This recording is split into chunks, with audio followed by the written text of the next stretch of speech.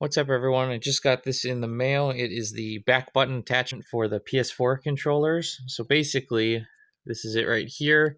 It gives you two programmable buttons that fit to the back of the PS4 controller, any of the regular ones. So basically, for 30 bucks, it gets you two back controllers or two back buttons. So instead of spending probably like 120 bucks on a scuff controller, you can spend 30 bucks and add it to your controllers that you already have. So you can basically program it to any button that's on the controller already. It's pretty easy. I'll show you guys in a second when I turn it on. So it's got the two buttons. It's got this little screen that comes on that lets you program the buttons, and then it attaches right here with that little connector and the headphone jack. So this does swivel a little bit. I guess it's there so it's easier to get on, but it is still pretty difficult to get on.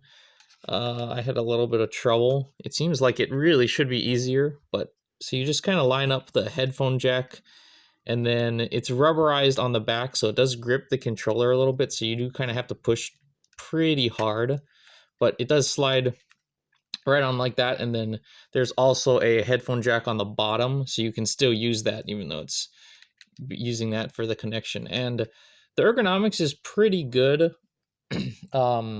I've been using it for a little while, and I'm still getting used to it, but the actual buttons are actually only in the corners. So even though you have these two whole bars, you really can only push the buttons pretty much right in the little corners right there. If you try and push up here, it doesn't really activate at all. So let's go ahead and turn on my PlayStation, and you can see right there that turns right on. It's got three different I guess modes that are already done. So there's P1, you double tap to go to the next one, P2, double tap again to go to P3. So I guess if you are using this with different controllers, you can swap it back and forth and just do the double tap and do that. I don't know if it would work really well to swap different ones while you're playing. I don't know how quickly it does that or if that's even viable.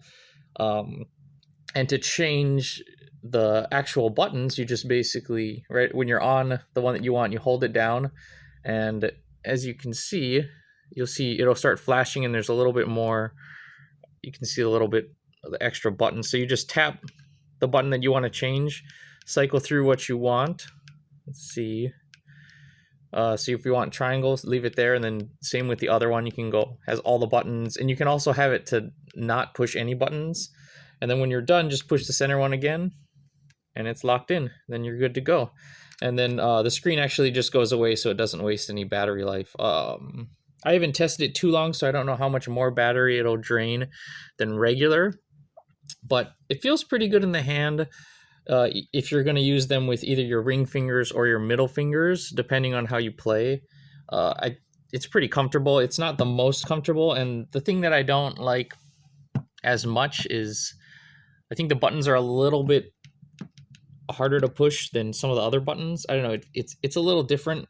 I'm still getting used to it, but it is pretty nice, and I'm really glad that Sony decided to come out with this and didn't charge a whole lot of money for it. 30 bucks is pretty good just for an additional, basically making your controller into kind of a scuff controller without all the other stuff. Like the stuff that you really want are the buttons on the back.